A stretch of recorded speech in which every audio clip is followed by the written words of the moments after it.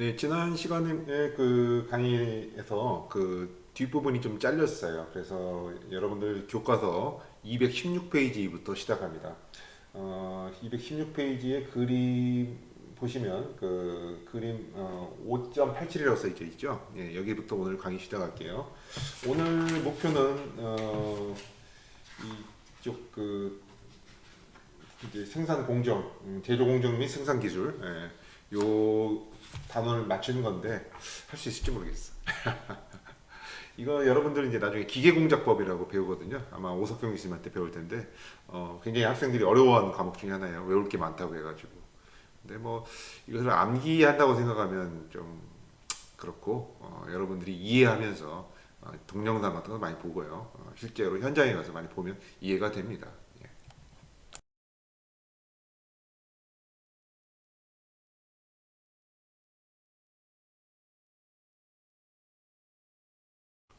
그다음에 이제 굽힌 가공, 밴딩, 파이프 같은 걸 이렇게 굽힐 때 쓸 수도 있고, 그다음에 판재도 이렇게 압을 가하면 어떤 각도로 이렇게 딱 굽어지죠. 그다음에 롤이라는 것도 있어요. 근데 동그랗게 하려면 이게 그 롤러 사이에다 넣고 굴려버립니다. 그러면 이렇게 동그랗게 말아지고, 또 이제 파이프 같은 거 만들 때 보통 이제 그롤 굽힘을 사용하기도 합니다. 근데 이렇게 만드는 파이프는 아까 인발로 만드는 파이프에 비해서 좀 저질이죠. 왜? 심이라고 해가지고 요 부분 있잖아요. 지금 표시한 부분. 요 부분에 그 말하자면 용접을 한다거나 이렇게 딱 붙여야겠죠. 그 위판하고 아래판하고. 그러다 보기 때문에 좀 그 우리가 보통 이제 뭐 집에서 쓰는 그냥 뭐 일반적인 배관에서는 이게 심이 있는 파이프를 쓰고, 그 다음에 원자력 발전소나 이런 데서 좀 고급으로 사용하는 파이프는 이제 그 인발이나 이런 걸로 좀 뽑아내고 뭐 그런 것들이 있습니다. 여기 스프링백이라는 용어가 나와 있는데 중요하니까 참고로 한번 알아주세요. 스프링백이라는 건 소선 가공할 때요. 한번 이게 압을 가하면 이제 변형이 되잖아요. 그럼 다시 안 돌아가는 것이 소선 가공인데 다시 조금 돌아가요. 이렇게 힘을 줘가지고 딱 구부려 놓으면 다시 원래 상태로 이렇게 스프링처럼 이게 딱 다시 돌아가려는 그런 특성이 있습니다. 그래서 이런 것들을 우리가 스프링백이라고 하는데, 스프링백이 있으면 좋을까요? 없으면 좋을까요? 없으면 없을수록 좋겠죠. 그래서 이제 스프링백이 실제로는 있기 때문에 그걸 고려해가지고 어떻게 됩니까? 약간 조금 더 구분해야겠죠. 네. 어, 이 소성 가공 공정 중에 하나가 이제 딥 드로잉인데요. 이제 그 블랭킹이라는 같은 게 그 재료를 이제 어느 정도 이렇게 넓적하게 자르는 거죠. 사용해서 바닥은 있으나 이음매가 없는 용, 이런 게 뭐가 있을까요? 나 주변에서 본 거 가끔 보면 이제 분식집 같은 데 있는 저기 스테인리스 컵 있잖아요. 예. 그런 거 보시면 이제 그 이해가 될 겁니다. 신속하게 성형한다.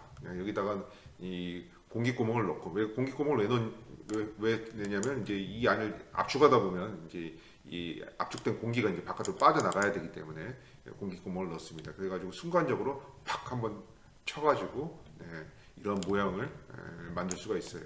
그래서 원통형이라든지 각통형이라든지 반구형이라든지 식기 또는 세면기 이런 것들을 가공하는데 사용한다. 이것도 마찬가지입니다. 초기 금형 비용이 좀 비싸요. 그렇기 때문에 생산량이 충분히 확보된 다음에 대량 생산에 채택을 해야겠죠.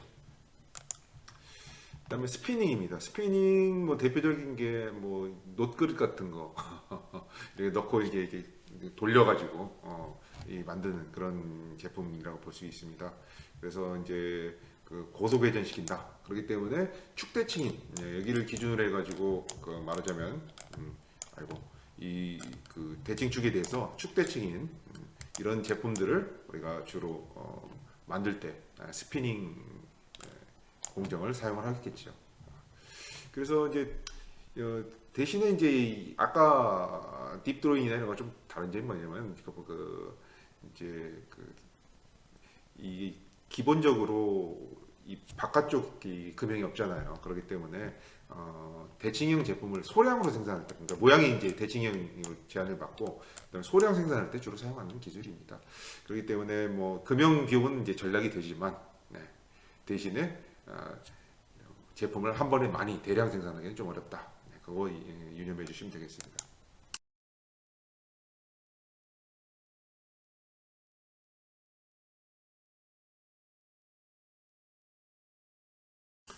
그 다음에 이제 사출 성형 공정, 이제 사출 성형으로 넘어왔네요.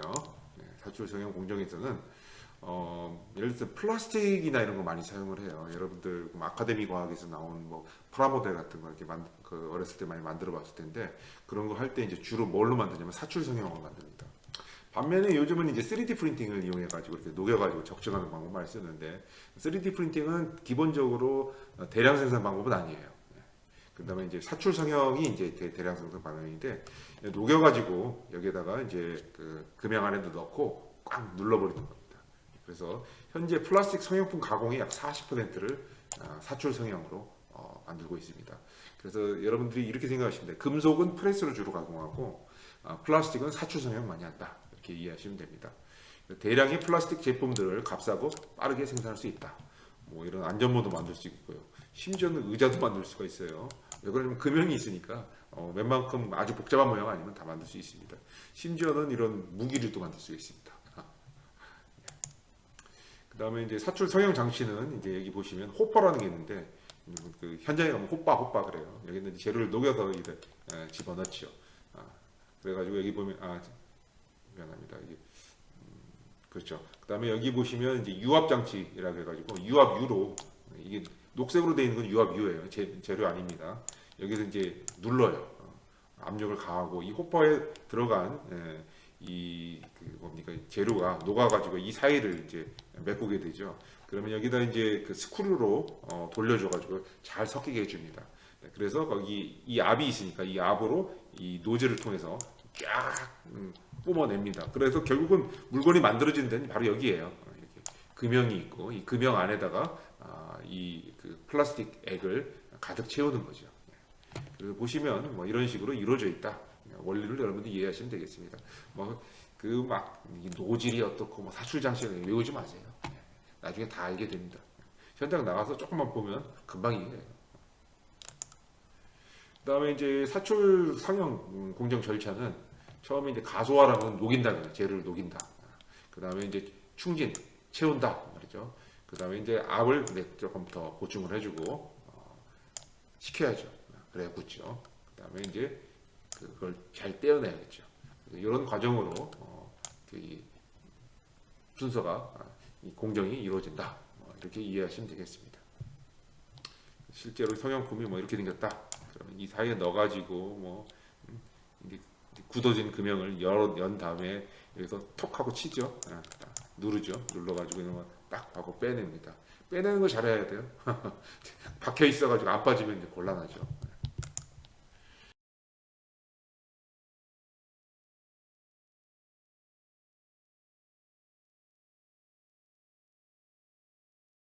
그 절삭 가공이라고 해가지고 그 기계 공작법 책 보면 보통은 이제 절삭 가공에 대해서 상당 부분이 할애가 되어 있습니다. 그래서 이제 그 굉장히 중요한 부분이라는 것은 뭐 인지를 하실 텐데 뭐 쉽게 말해서 절삭 가공은 쇠 깎는 거예요. 그러니까 그 뭐 기계과라는 게 결국은 닦고 조이고 기름칠하고 뭐 이런 거 아니겠습니까? 근데 이제 그 중에서도 이제 그 공구를 가지고 쇠를 깎는 그래서 그런 부분이 굉장히 이제 기계 공작법에서 강조가 돼 있다 이렇게 생각하시면 되고요. 근데 이게 뭐 기계공학의 전부는 아닙니다. 굉장히 일부죠. 절삭 가공이라는 것은 이제 그 가공을 우리가 머시닝이라고 하죠. 머시닝이라는데 머시닝 오브 메탈스. 메탈이라는 건 뭡니까? 금속이죠. 금속을 가공할 때 금속을 깎는다 그 말이에요. 플라스틱 같은 것은 저기 그 절삭 가공하기 쉽지 않겠죠. 왜 그렇습니까? 이렇게 칼날하고 마찰이 있게 되면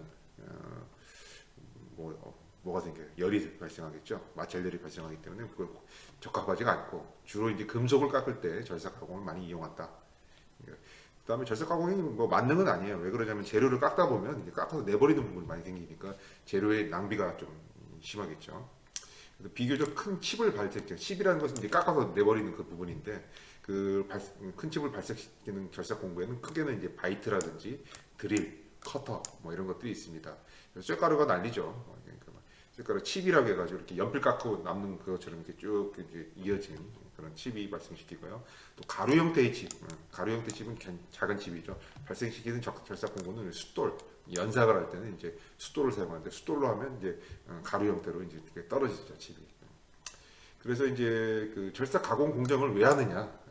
결국은 보다 정밀한 제품을 제조하기 위해서 그래서 이제 주조나 뭐 저기 또는 뭡니까 뭐 프레스나 뭐 이런 걸 소선 가공이나 이런 것들을 가지고 이제 만들지만 좀 부족한 부분이 있잖아요. 예를 들어서 이렇게 딱 눌렀는데 위판하고 아래판 사이에 좀 삐져 나왔다든지 이걸 좀 이렇게 다듬어 준다, 깎아 준다고 생각하시면 돼요. 그래서 이제 주로 이제 사용하는 것이 이제 환봉.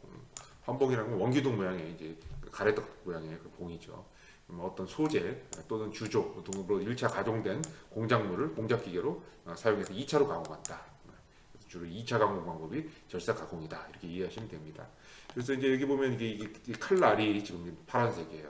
그 칼날로 이게 지금 이쪽에서 이쪽으로 지금 깎아 들어갔는데 그러다 보면 뭐가 나옵니까? 연필 깎듯이 찌꺼기가 이제 칩이 이제 나와 있죠.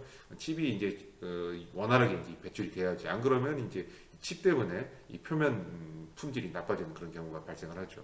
그래서 여기 보시면 실제로 공구가 이렇게 좀 들어가고 있고 칩이 지금 깎여 나가고 있는 장면을 이제 엑스레이 사진으로 보여줍니다. 그 다음에 이제 떨어져 나온 칩이 이제 뚝뚝뚝 떨어지고 있죠. 그래서 이런 찌꺼기들은 이제 버리게 되는 거죠. 폐기물이니까 버리게 되는 거죠. 또는 이제 나중에 그 주조할 때 녹여가지고 다시 재활용할 수도 있겠죠. 재활은 잘 안 돼. 내가 해봤는데. 왜 그러냐면 열이 가해지면서 결정 상태가 변형되거든요. 그래서 녹는 점이 변해요. 그 다음에 이제 공작기계 종류는 이제 전통적인 공작기계는 크게는 이제 선반하고 밀링입니다. 그래서 이 공작품을 돌려가지고 깎는 게 이제 선반이고요. 그 다음에 이제 고정시켜 놓고 위에 어떤 그 직선 운동으로 깎는 게 이제 밀링이다 이렇게 생각하시면 되고요. 드릴은 여러분 많이 하실 거예요. 핸드 드릴 같은 거 많이 써봤겠죠. 구멍 뚫을 때 쓰는 거고, 세이퍼 면도날처럼 이제 위에 살짝 깎아내는데 연삭기, 숫돌 같은 거 가는 거죠. 이런 것들이 이제 전통적인 공작기계고, 그래서 보통 시험에 잘 나와요 이런 것들이. 현대적인 공작기계는 이제 CNC라고 해가지고 NC나 CNC 해가지고 이렇게 자동으로 이렇게 CAD 데이터를 주면 이렇게 깎아주는 그런 기계들이 있습니다. 최근에는 또 뭐가 있어요? 그 유명한 3D 프린터가 있죠. 그래서 이런 것들을 사용하기 때문에 옛날하고는 굉장히 많이 변했다. 그래서 이제 CAD라는 게 결국 필수로 들어가는 거죠. 과정에서. 그래서 이제 결삭 가공 공정은 기계 부품의 복잡한 형상을 보다 쉽고 정밀하게 가공할 수 있도록 발전하고 있다. 그래서 그 정밀 가공하는 기계입니다.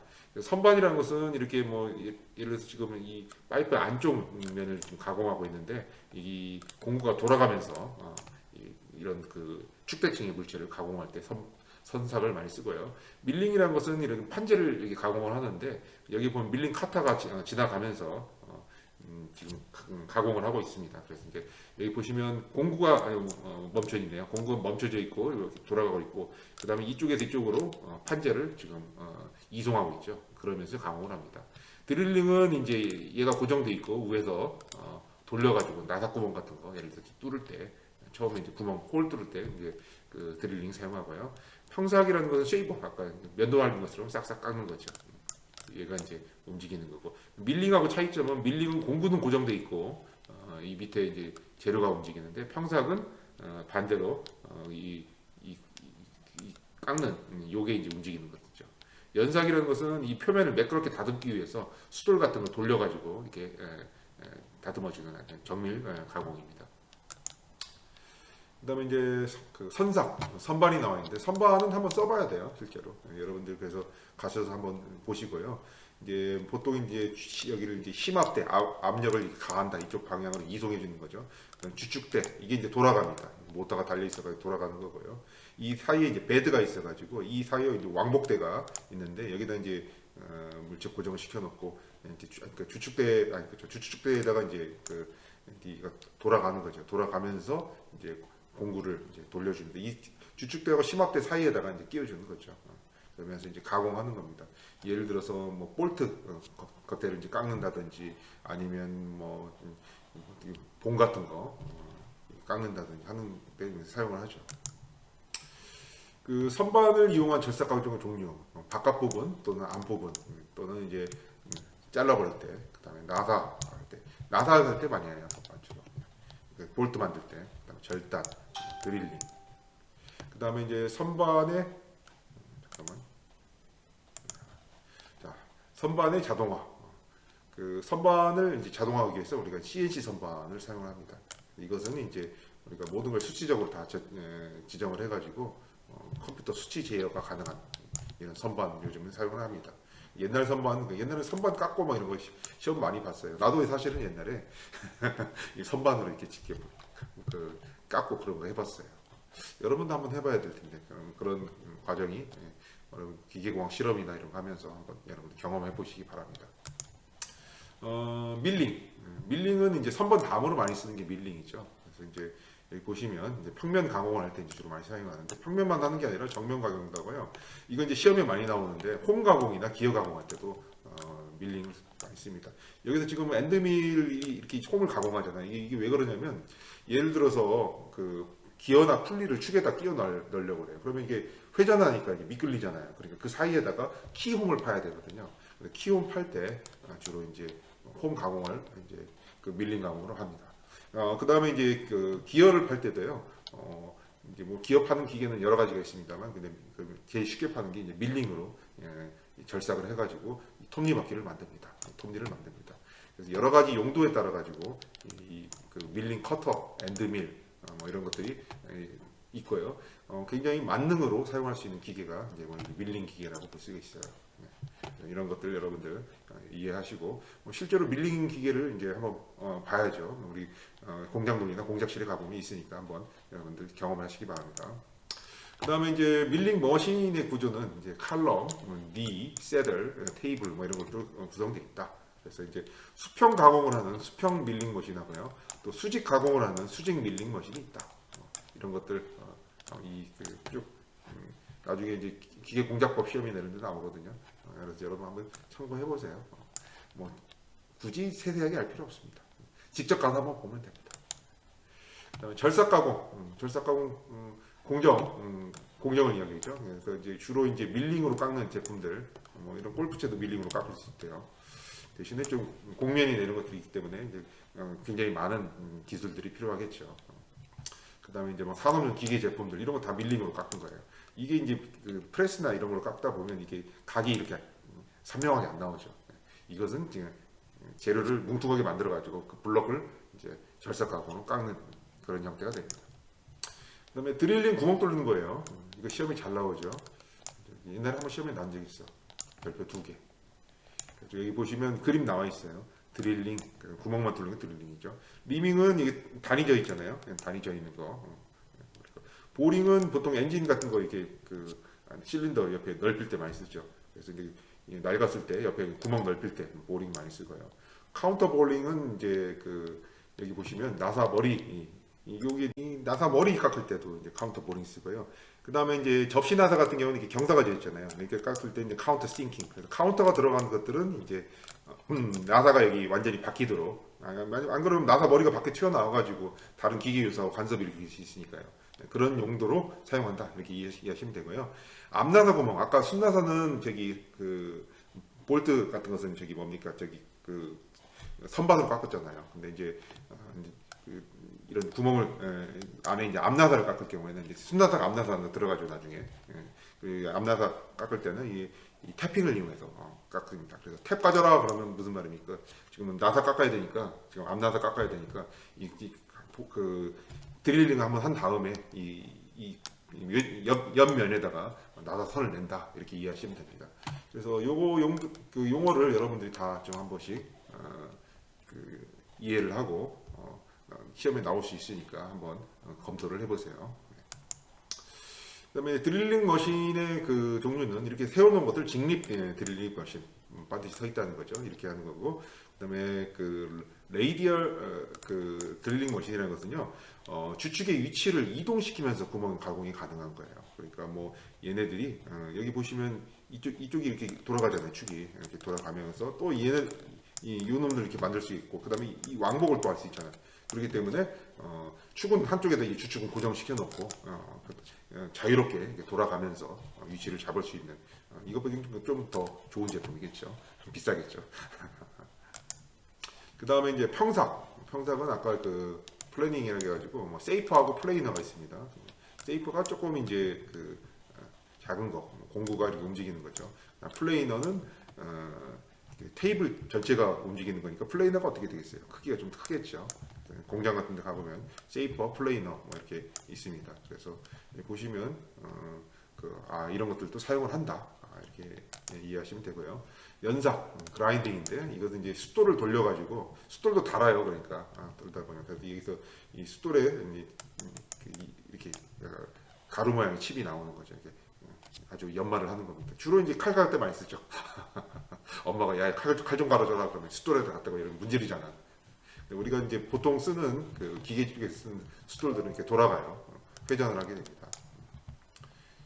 그 다음에 이제 여기 도를 보시면 이제 뭐 원통 연삭할 때 숫돌 이렇게 쓰는 거고, 그다음 평면도 이렇게 숫돌로 갈 수 있어요. 칼날 같은 거 가를 때.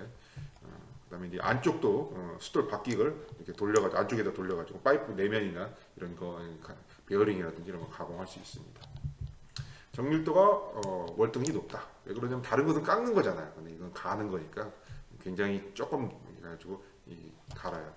그래서 이제 그리고 너무 연질이면 또 숫돌에 이제 녹아서 달라붙는다거나 그런 게 있어요. 그래서 플라스틱 같은 건 아까 이야기했듯이 숫돌로 갈기가 좀 곤란하고요. 경질 재료, 좀 딱딱한 재료가 적당하겠죠.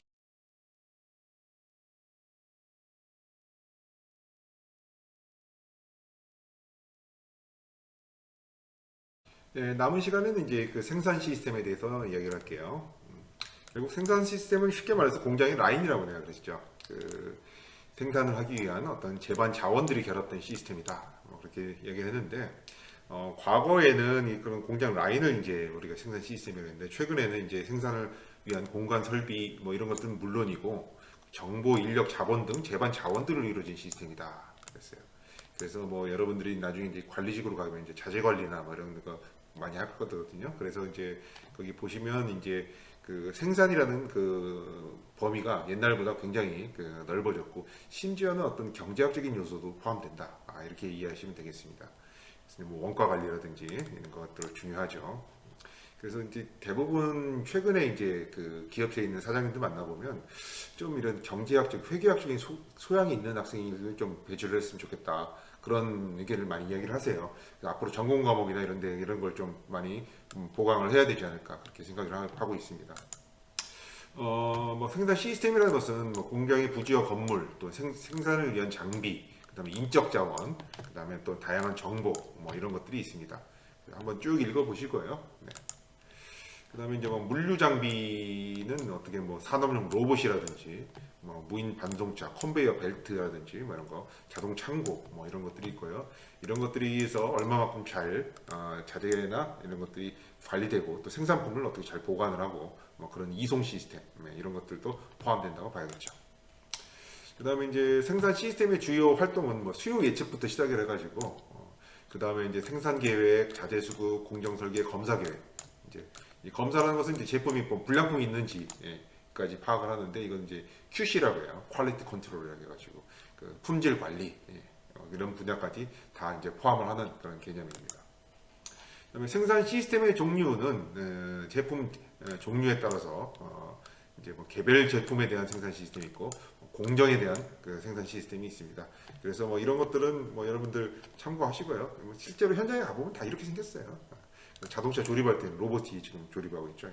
공정 라인이고, 그 다음에 이제 화학 공장 같은 거, 정유 설비 같은 거 이런 거 보시면 생산 시스템이 이렇게 되어 있습니다. 이 안에서 우리가 공학적으로 해결될 문제들이 많이 나오죠. 여기 보시면 뭐 주문 생산 시스템이 있고 재고 생산 시스템이 있습니다.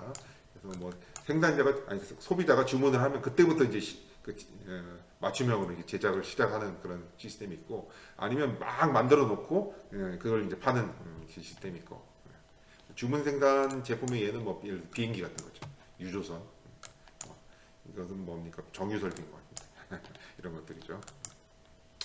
그다음에 이제 뭐 소품종 다량 생산이냐, 다품종 소량 생산이냐, 이거에 따라 가지고 어떤 그 생산 시스템을 어떻게 설계할 것인가, 이런 그 전략이 나올 수가 있겠죠. 그래서 뭐 제품당 생산량과 제품의 종류에 따라서 이쪽으로 가면 다품종 소량 생산이 되는 거고, 이쪽으로 가면 소품종 대량 생산이 되고, 다품종 대량 생산은 이렇게 되겠죠. 그래서 거기에 따라 가지고 적당한 어떤 제조 방법이라든지 공정이 나와야겠죠.